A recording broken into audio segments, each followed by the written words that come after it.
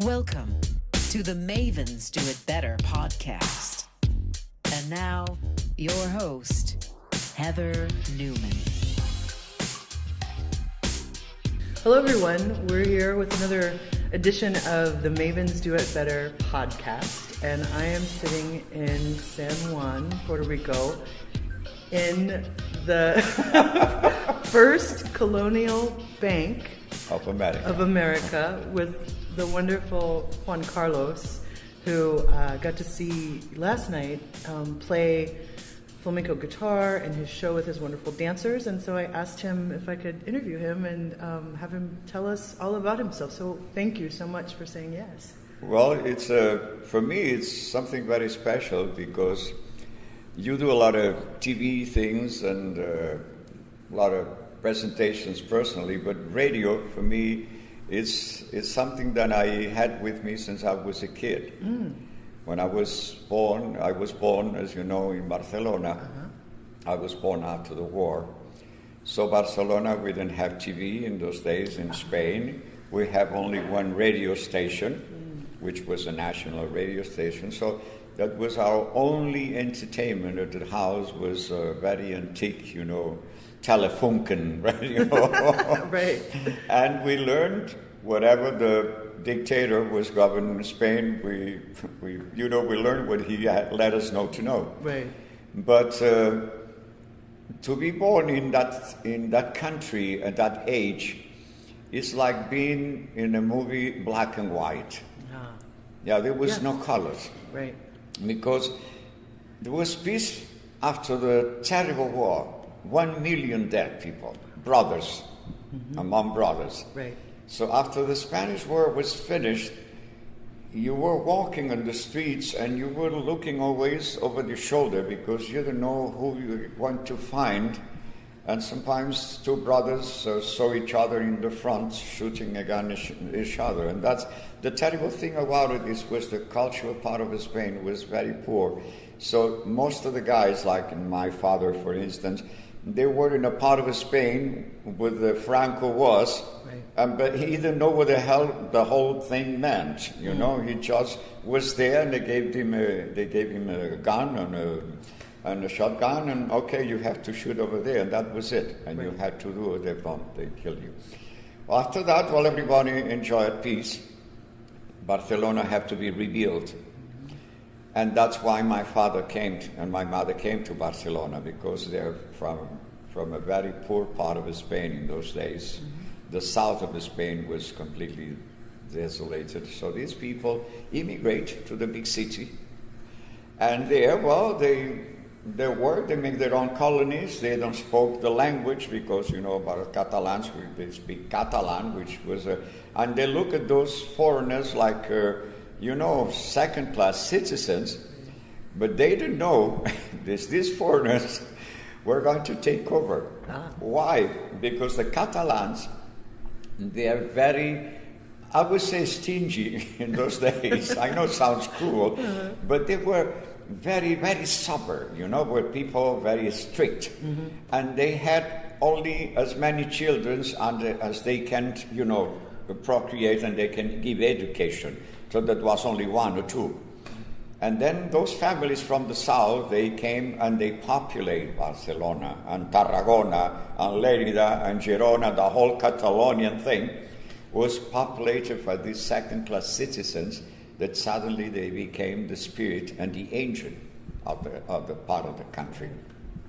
And I was born into that part. I was born only son. And I was sick when I was a kid. I was a disaster as a kid. My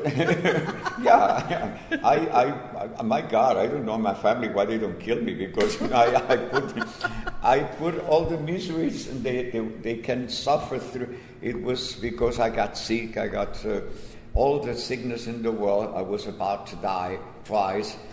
And that was tough for a young couple, especially when you don't have money, you don't have a work. Right. Then they took me to school, and when I was 6, and I went to school, and I learned how to read in 2 days. And everybody looked at me. I said, oh my God. In those days, Right. that kind of things didn't happen. Mm-hmm. And after a week, I could memorize books that I don't know what the hell I was reading, right. but I memorized the words. 50 pages, and I can tell you, everything. One day in my house, I just passed out. Yeah, my mother, they thought I was one of my attacks, as a kid. And when I woke up, I have forgot everything. I was like someone else. Wow. And this is never, it's so hard to understand for anybody. Mm-hmm. And they sent me to school again, and I was the last of the class, I was the stupid kid. I mean, I was not interested in anything but music. Music was something else. Mm-hmm. So in Barcelona, they put you to work when you were 14 years old. They give you some long pants. You can smoke. Okay. And they took you to have a non-Santa lady if you wanted to, which I always refused. I was a romantic. Yeah. Well, they put me to work in a factory where we made steam machines and engines for the cruise liners and all these things. And I was a lathe operator. Okay. But the lathe machine in those days was very simple. You put your fingers and you loose them. Mm-hmm. That was it. Right. So all the old people in front of the machines across the room, the old guys, they had only 3 or 4 fingers on each hand. And I already was beginning to play the guitar. Uh-huh. So I decided to quit. Yep. So I decided to quit. I moved out. And then something beautiful came to me. I was learning flamenco, and I used to go to a small tavern in Barcelona with all the flamenco people, because flamenco is very much like a religion. It's not folkloric music from Spain, because the flamenco is something that comes from the poor people, from the struggling. It's like jazz, like blues. You cannot call the blues folkloric music. It's not. Folkloric is square dance and all these things, but this is something that comes from the soul.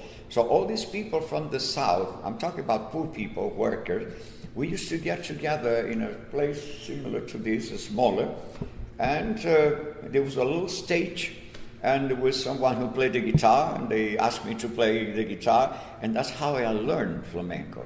Not from the professionals, but there's a guy who played better than I did, and there was a young girl that danced, and you were into your thing, and everybody was quiet. And it's suddenly when you are in the flamenco atmosphere, there's a moment of exhilaration that you feel like saying ole. Ole is like it's an expression that comes out of the soul, and we call it the angel. You have angel, and depends how you move your voice. It has a lot to do when everybody gets into the same wave. And you're singing and dancing with this because you know the rhythm, you know what's going on between the singer, the dancer, and the guitarist. It's only 3 people in the flamenco. Okay. That's the basic. And when that happens, it's like a blows of power all over the place. And to experiment that was something that we wanted to do at least once a week. Mm. And I was doing that, and suddenly 2 gentlemen appear. They looked like Martians to us because they were well-dressed, Right. with a goatee and very refined. And they were watching the whole thing, and I was playing my guitar. My mother and father was there. And suddenly, when I finished, when I sit on the table, one of the gentlemen came and said very politely, can we talk to you? And I was 14 years old. Wow. And he was a very famous flamenco dancer, and his friend. And they came because they wanted to take me with them to France to do a tour with the Jeunesse Musicale Française. Jeunesse Musicale Française was like an entity of the government that gave to every high school, they gave concerts of very important people. I mean, there was great the orchestras that used to go to every little town where there was a high school for girls. It was funny, for girls. And well, my father and I said, well, okay, but explain me, he's 14 years old, and he said it's going to be perfect for us because he plays like a grown-up, but he's a young man, and the girls are going to love it, There's going to be, oh God, winning. So I was, when they give you that opportunity and you've been like locked into a dark place. Suddenly France for me was like another planet. So I remember every detail of that, when we changed from the train from Spain, the trains in Spain, the rails were stopped. So every, clack, clack, clack, clack, clack, clack, every time. The trains in France, the rails were welded. So there was no clack, clack. So I was, at the beginning what is going to sound, when it's going to sound. And from there, is suddenly you're from the poorest part of the country, and you go to France, and you first, I have never been in a restaurant before, the first dinner that you're going to have is with the Minister of Culture at the Palais of Versailles. Oh my goodness. At wow. the mirror room. Really? I've been there. Wow. Yeah. And Yeah, I do. That's amazing. You know what I'm talking about? Yeah, of course. Well, it was the most embarrassing moment of my life because they put in front of me like 6 spoons on one side, 6 glasses and 4 plates on top of each other, and suddenly the guy appeared with a whole salmon in a tray, and he asked me to serve myself. I said, you must be kidding. I was on panic, and everybody was so, debonair and all that, right. And I was sweating my ass off. Sorry. And thanks God, there was a lady there were 2 dancers. One of them was the master of castanets playing, which was Fortunately, she passed away a few months ago. But she was my mentor on the tour. I see. Yeah. And she told me, well, you have to do it like this. And suddenly, I felt, myself like an easy. And then something happened to me. Then I discovered that I have certain facility to learn languages. At 3 or 4 weeks, I was speaking French. Because Catalan, I speak Catalan. Sure. Yeah. Catalan is a Latin language that has Italian and French. It comes very easy for us. But I felt myself speaking French and liking the whole thing. And then you go to the first show. The first show was at La Salle Pleyel de Paris. And all the girls from the all-girls schools in Paris came to see the show to start the tour. We were going to do a tour of 3 months all over France and North Africa. In those days, North Africa was a protectorate of France. Well, I didn't expect that. I was dressed, I was kind of a good-looking kid, with my very thin, with a real flamenco, and suddenly I walk into the stage because we'd done a rehearsal, but there was nobody there. And suddenly I heard that scream. It's like the Beatles. The girls. I didn't know what to do. I think I got stopped in the middle of the stage, and the French guy who was doing who was presenting us, right. We call it a conférencier. He is used to do like a conference. He said, "Go on." So I went there and I sat, and they don't stop screaming. What the hell am I going to do? Keep playing. It never happened to me. So finally I got into the guitar. One of my things, very violent. It was even worse. Wow. Well, finally, it seems like the guy came in and said, "Please, ladies, I know he's a young man and he's very passionate and the whole, thing. Yeah. And please listen, he's a great guitarist too." So finally they came quiet. All right. I did my solo because it was a solo, And then I went inside, and when I went inside, the master of ceremonies came to pick me up again, and said, you have to take another bow. You know, it was incredible because the show was over and they wanted me to go out and take a bow. So this was my first experience in Paris, 14 years old. And then to get into the dressing room with like 2,000 girls around you. I don't know how. I think I almost died in France, you know. That was terrible. Wow. Then, like this, I went to every little town, every place. I remember the first time I got drunk was in the caves of Dom Perignon. that was class, wasn't it? Fantastic. Yeah, are you kidding? Then we went to the Mont Saint Michel where the Benedictine was made, and you know, for a kid who's never been out of Spain with a hard disk empty, you know, and you visit every place where I used to go. We arrived with the boss, and I left everything in the hotel and started walking the streets. In the 50s, I'm talking about 1955 in France, the war was also patent out there. So we went to Normandy coast, and they still the tanks on the sand, the cannons and everything was there. And we know the real people because, you know, they came, the mayor of every little town, they gave us dinner, and we taste the best dishes of every part.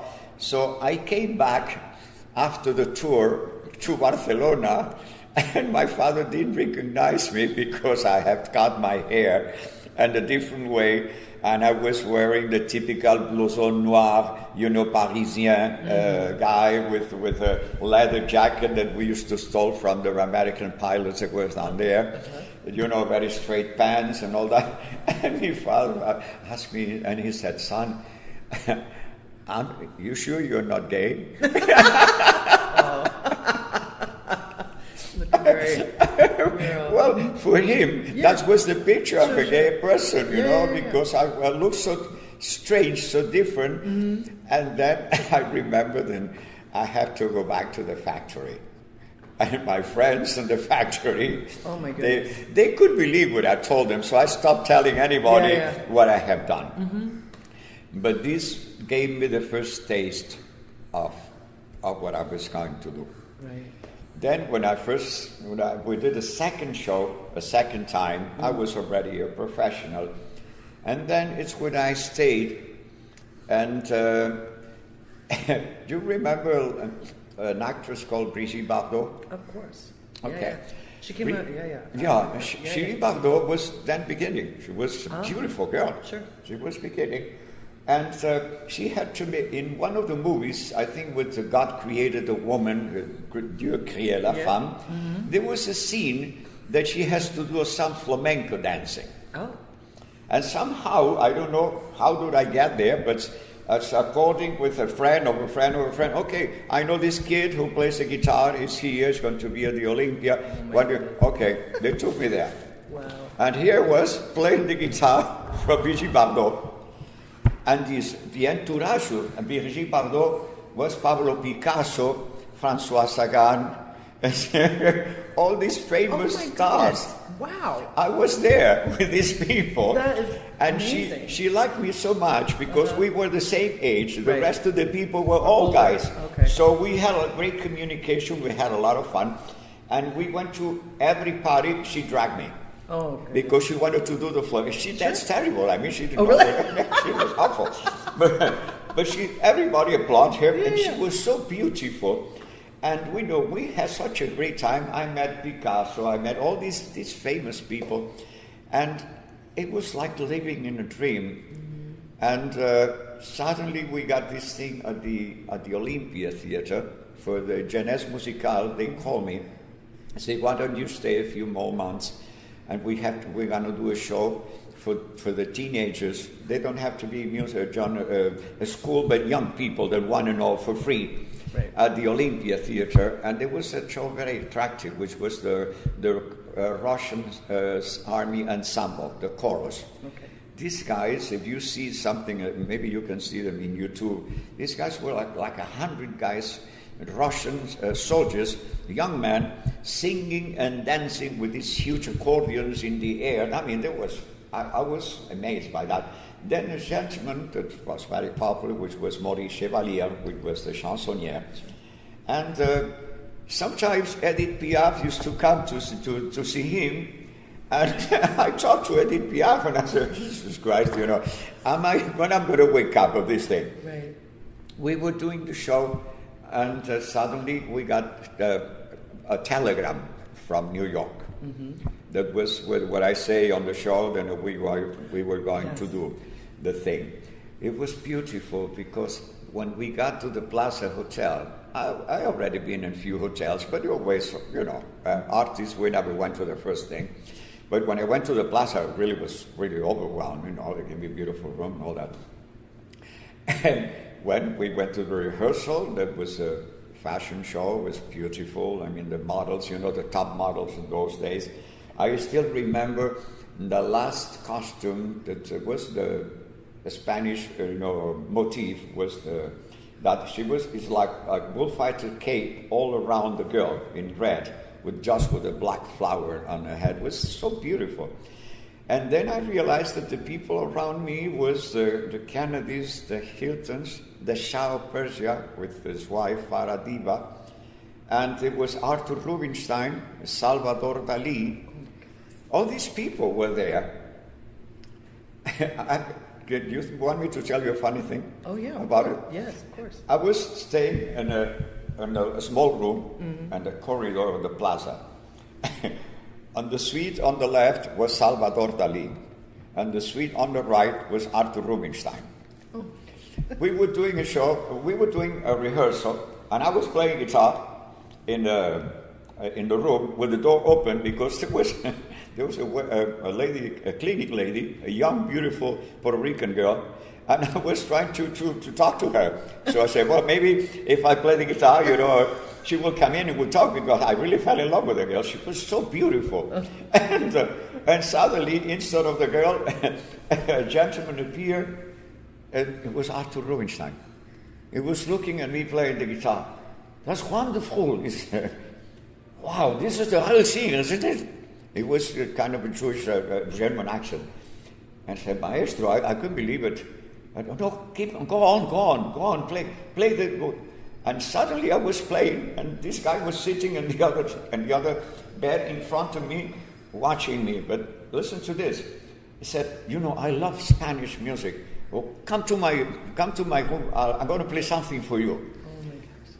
I was sitting like this for 1 hour and a half, listening to the best interpretation of the Spanish classics like Turina, like Falla, all these great composers with the classic. And I say, Maestro, you play this music like you were in Spain. And he said, because I become Spanish when I play this music. And, this type of communication with such ingenious people, it's sometimes I think, well, I was there, or it's a dream, and they're so beautiful memories. And 2 days later, I heard some people screaming on the corridor, and it was Maestro Arthur Rubenstein, having an argument with Salvador Dali. Salvador Dali with this, with this nice, address, and the Maestro all his hair like this in a t-shirt. I can't sleep like this. Tell him to sleep. Salvador Dali was looking at him.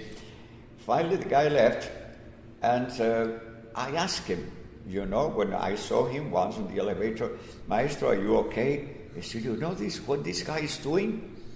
I know. Salvador Dali had some little rocks that we have in Spain, and we use in the nights of San Juan. Okay. The rocks are covered with phosphorus. Oh. So when you throw them in the floor, they explode. Now, the smell of the phosphorus, is very, very high. And this guy used to get the rocks after, he did that on the corner where there's no rock, because he has to be on the tile. So he used to get the rock, smell it, and go inside and start painting. Wow. But it was so noisy. I never was there because I was, out all the time. Right. I went to sleep at 3 or 4 o'clock in the morning. But this was one of the arguments they had. And then we went to the Ed Sullivan show, and Salvador Dali was there. And he had a big canvas, huge canvas. And then he had some strange crayons, he started painting with the crayons and doing it kind of crazy but beautiful. And Mr. Sullivan asked him, well, maestro, how much is this worth it? I said, nothing. What do you mean nothing? He said, wait, you got a crayon, he's put his signature, now it's worth $800,000.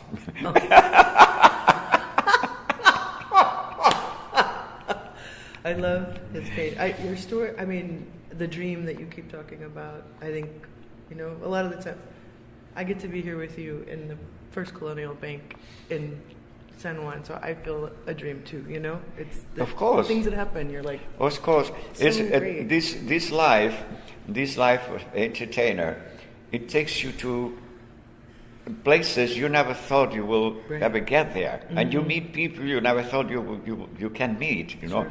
And you get into situations then you can be killed and you don't know.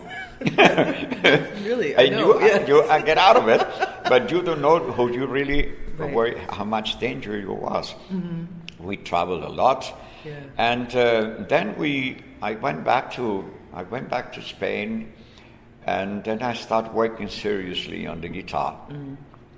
And then I got called to go to Las Vegas, and I was. It was a brief thing, but I remember that it seems like Dean Martin saw me on the Ed Sullivan show when I did my Zorba thing. You know? So on the Ed Sullivan show, you played Zorba. Yeah. And Ed Sullivan played Zorba because he asked me. I was going to play some of my flamenco, malagueña, and all those things, but Mr.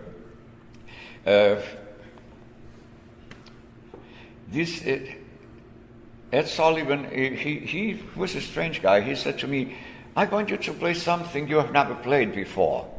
Like he was testing me.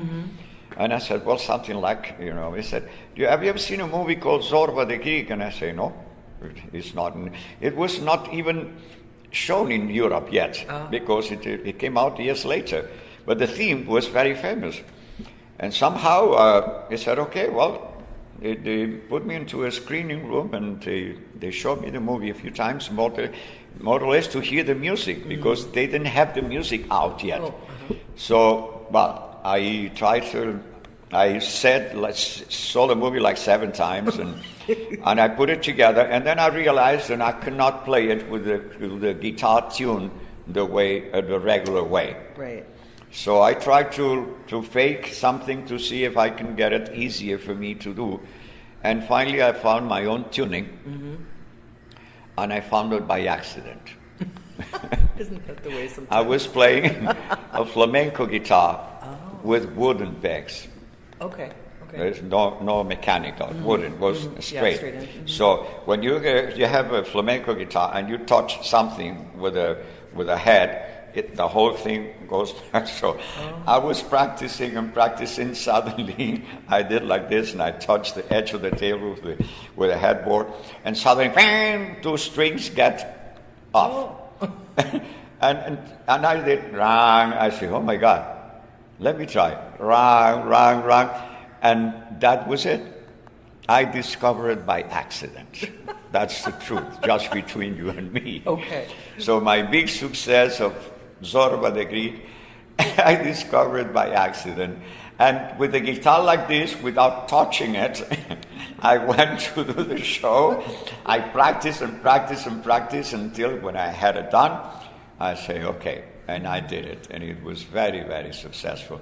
It was fun, because how important is to be in the right place, Just when I get out of the studio, the theater, day after, New York recognized me anywhere, because the Ed Sullivan show was, everybody was watching it. Hey, Zorba! They thought I was Greek. No, I'm Spanish. Oh, that was beautiful, Zorba. How can you make it sound so like? And this is something that for an artist, it it's recognition. And I've noticed that recognition is the most important thing for everybody, not just for artists. We got it for free. Mm-hmm. But I think the recognition is something that needs need for everybody, because to be anonymous, it's really a very sad thing. And people, sometimes they're so lonely because they are not recognized. And this is a very sad thing.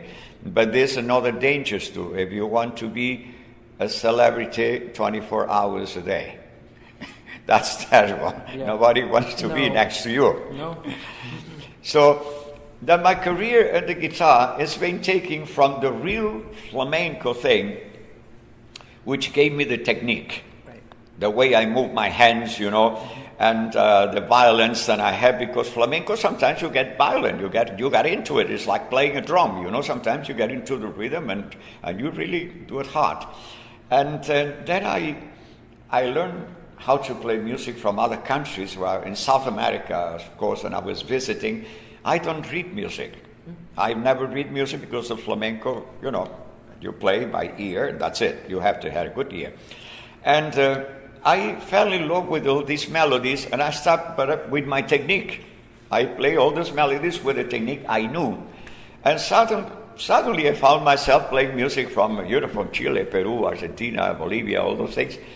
And it sounds different, but it sounds like the real thing, but it's probably a little more brilliant because of the way I use my right hand. So that gave me that special touch. And then I had the good luck to meet a woman here in Puerto Rico. She came from Argentina with a beautiful show about Spain. The immigrants in Argentina, they're 80% Spaniards from the origins. So she came here with the music from the whole countries of Spain, not just flamenco. She was specialized in music from the north, from the center, and flamenco, of course. She was very, very well. And when she got here, she started learning Cuban dancing, Brazilian dancing, Puerto Rican, all that. So suddenly, of course, we fell in love. We finally get together. And that's when we decided to put together a show. And we were adding more girls, but our gimmick was to use beautiful Latino girls. We didn't want a professional dancers. The talent was based on me. And because I learned how to handle a show from Dean Marty, from these guys like Sammy Davis, like Polanca, watching, being with those guys. I used to open the show for them many times, even here in Puerto Rico, when Puerto Rico was like Las Vegas in the 70s and 80s. So handling the audience, learning the language. I was lucky, I spoke already French and Italian, and so learning English took me a while, but I got familiar with it. And the way these guys used to handle the audience between songs, or how to talk to them, that's the gimmick of being an entertainer. So without noticing it, I was becoming a showman. And I started telling jokes and telling stories, and suddenly the girls appear with a beautiful dance. And when you see the girls, everybody was mesmerized, because it was like Miss Universe thing. So, but the good thing about it, that my show was put together by a woman. So it was never grotesque, or it was erotic or sexy. The costumes we used were exactly the costumes the Brazilians used in their dances, the Cubans used in their dances, the Dominicans, the Puerto Ricans. So we did everything with style. That's why we never had problems like being censored to go anywhere. Because the girls were beautiful, but there were no G-strings, there were no sexy movements, nothing. It was real dances from the countries. And the flamenco, you see, I have a great flamenco dancer here. She's good. But of course, now, as I said to you, I'm retired. but I can stay home. Well, this is part of my life, and something I like to mention too. My first contact with America. America is the dream. Was the dream of many people. And when I first flew over New York, I thought it was in a movie. We saw the movies, and I said, okay, I'm here. This is it. We did a tour all over the United States. We played in universities. It was a cultural tour, 1960. We were doing every university. We did like 30 universities in the United States. And we did it by bus, traveling. We traveled the roads of America. Wow. And in the 60s, I went to the diners, the real ones, Right. And I went to the Western countries. Las Vegas was just one strip, that was it. We just passed through. We saw all the southern, we went to Kentucky, we went to so many places, and this for 20-year-old man, that it's something, you can't believe it. So I absorbed so much. And I became so fond of the American people, because I saw for the first time the people who didn't cheat. People who accomplished things, and they paid the taxes, and they went to school, and everything was working, and that was beautiful, because the Catalans, in a way, we were like this. We were very responsible. We were always on time. This is something that I learned. And South America was a disaster, it was terrible. I don't know how the hell these countries work, because nobody's on time. But I had such admiration for that, and I decided, well, this is what I'm going to do. That's why when I got my first American passport, I wanted to go to Vietnam. And I did go we made a little group in Puerto Rico, and we went to Vietnam with the USO. And that was my way to say thanks, to so many things that you can accomplish in a country like America. I never felt like an immigrant, because I got my residence for free. It was given to me by a president. What president? What president? I know you've played at the White House too. Yeah. Who have you played? Yes. There was Spiro Agnew, was the vice president. That was which I'm sorry, I'm getting all my. But I you know how I did it? Pablo Casals. Pablo Casals, the great cello player, he lived here in Puerto Rico. Was my paisano, and we met. I was in a deportation process. Oh gosh! So I was going to be deported.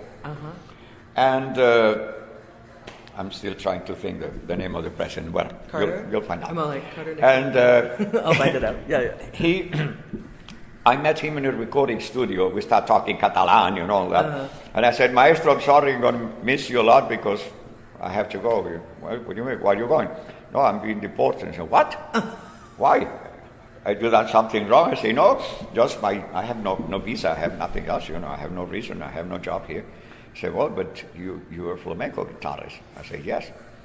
Well, but you're a person of, in America, they have a rule, a law, that if you have a person of certain abilities, you're wanted to be in the country.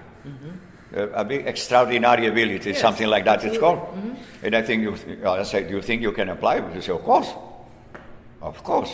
This is something very unusual. We don't have real flamenco guitarists born in America yet. So he wrote to the president. Wow. And 2 weeks later, I got called by the immigration office here, and they gave me the green card. Wow. That's amazing. Oh my God! What was the president that came after Kennedy? There's Johnson and Ford and Carter. No, Ford. Okay. John Ford. Sorry. Okay. Now. Yeah. And this was my big thing about the visa. And when I went to pick up my visa, it was given to me by some judges that come every week. They came from the United States, right. And they were dining in a restaurant, and I was performing. And when they saw me coming into the jury, because we had to do the, and they say, "Did you bring your guitar?" I say, "Oh my God!" And I say, "Why didn't you tell us?" They want you to play. We got a letter from Washington, okay?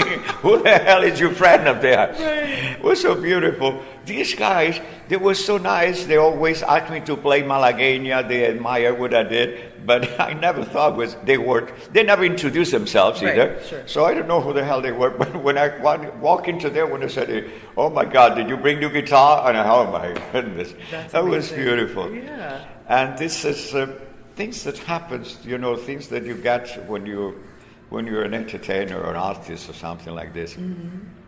There's so many stories, but maybe we'll have another program. Yeah. Well, we'll have to talk again. And now you're retired, though I saw you perform so beautifully last night. So, yes. But so where people can find you, so the name of this place?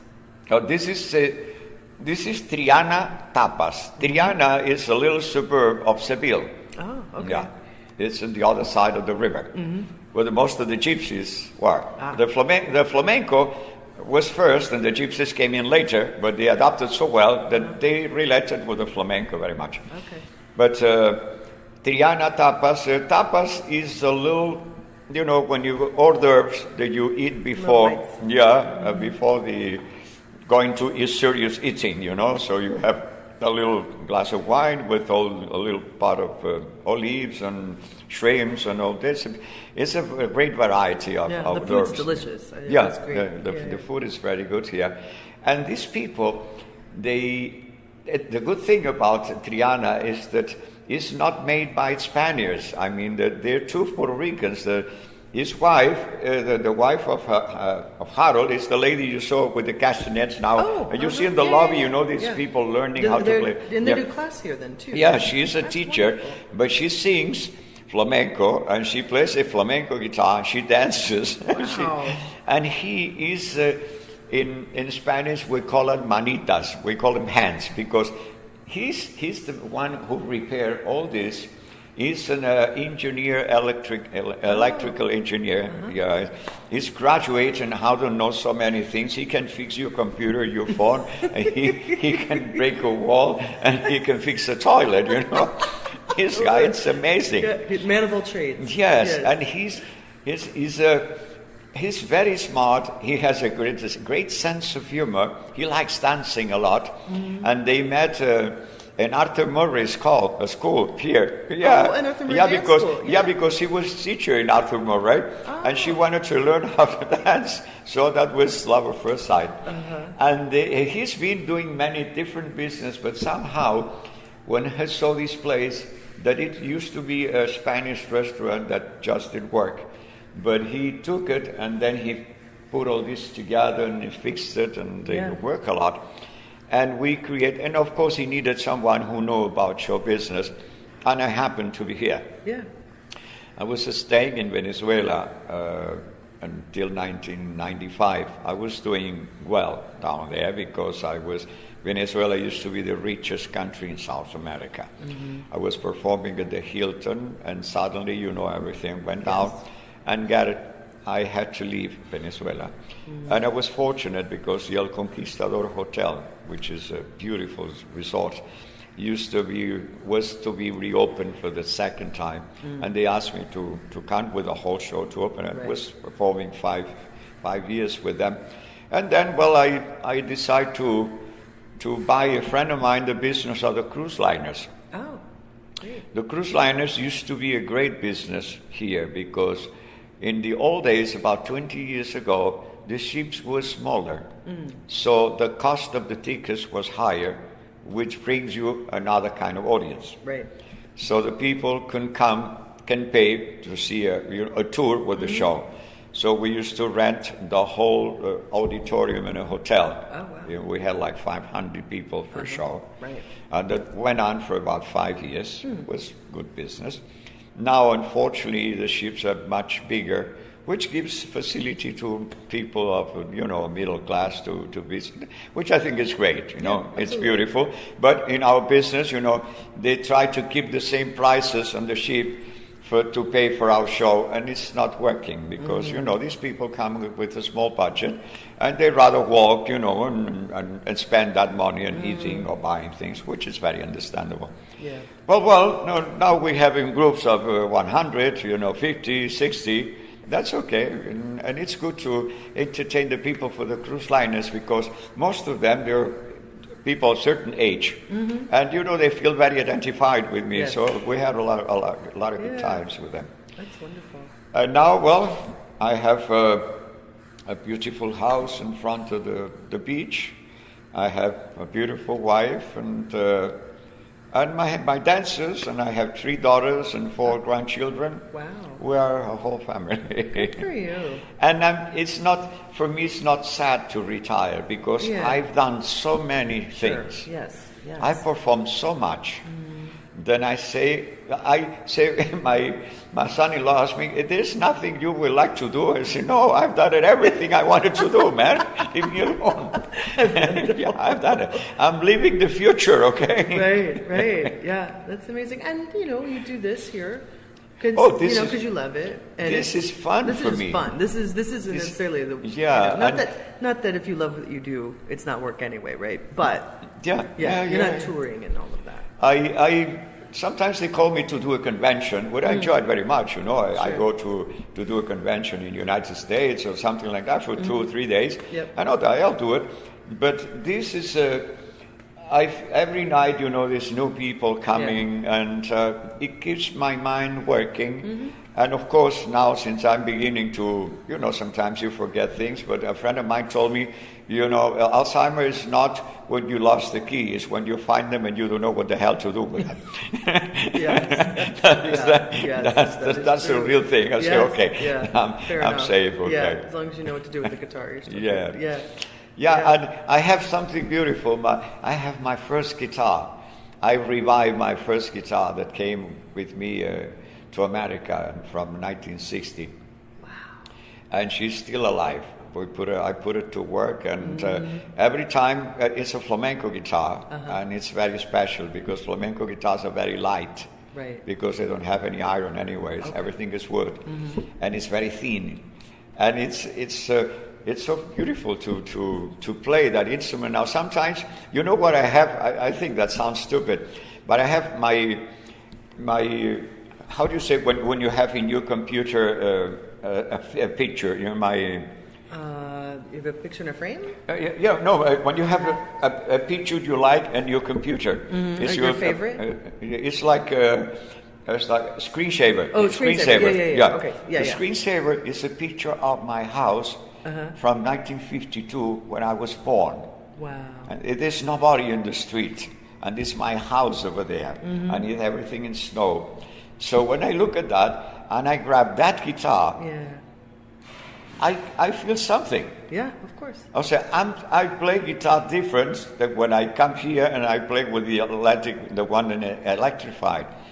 And then I'm beginning to, either or I'm going crazy, or this is something that is happening between the guitar, my youth, and me. It's a strange feeling, but improvisation is the main thing in flamenco. So I'm improvising and I'm coming out with things that I have never done before with that guitar. So I will say, oh my God, you better watch out. Thanks God I'm not smoking anything or drinking anything. So I'm still sober. And I say, well, maybe it's something going on. It's a connection, right? I don't know. But it's funny because when I'm relaxed in the house, and I never felt it many years ago to go and play the guitar in the house because I've been playing a lot. Right. But this guitar happens to me. This guitar was hidden in one of these things that you hire to put furniture inside. Oh, like in storage. A storage room. And I forgot about it. And about 6 months ago, when I found it, I felt like a, thing in my heart. I said, God, thanks God it's here. Because, I had so many guitars and so many things. And then I put it back. I took it with me, a varnish, and put some new strings. And now we're friends again. That's amazing. Sometimes connect that. It's sometimes the first, those things that are your first, the moments. Yeah, but you know what this guitar has is that it's a natural sound. Okay. It's a kind of guitar that you cannot press against your body because you kill the vibration. Oh, okay. So you have to separate a little bit because it's so thin, the wood is cypress and spruce. It's so thin, the wood, that everything vibrates. And it has a real flamenco sound. Wow. And it was built in 1960. Wow. Yeah, it was my first guitar, professional guitar. Thank you so much for talking with me, and I still am. I can't believe this wonderful room down here. It's very unusual because this is the shelter of a bank that was the first bank America had outside the United States. Yeah, and we're in the vault. Well, we're in the vault. Yeah, we're in the vault. So. And this vault is, I think the previous owners of this place, the Spanish restaurant, they told me that they brought a German technician to open the safe because it was locked.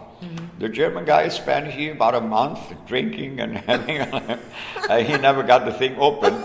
And then they called a bunch of kids from the other side of the bay from Puerto Ricans. They came here with 2 screwdrivers and all, and they opened it up in about 2 days. So that's what I call Puerto Rican talent. Yeah, exactly. Yes, there you go. That's great. Well, thank you so much, Juan Carlos. Thank you. I mean, what a pleasure. Thank you for sharing your story with me. It's my pleasure because you don't have many.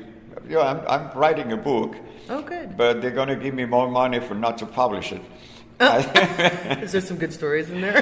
Yeah, I'm sure there are. Oh my God. We'll do another article. Okay. I wait for the person to die so I can talk about them. Fair enough. Yes, we don't gossip. No, yes. I think what you do is something beautiful, and I feel myself very, very lucky because you don't get to know most of the artists, we all guess. You see them all only on stage, but behind each person there's a story, And people like us who've been traveling so much, who've been doing so many things and meeting so many people, we have lots of stories, lots of situations, and it's good to give it away sometime. Yeah. Well, thank you. Gracias. Thank you. Muchas gracias. Yes. Gracias a ti. Okay. That was the lovely Juan Carlos in San Juan, and this was Mavens Do It Better. Thanks, everybody.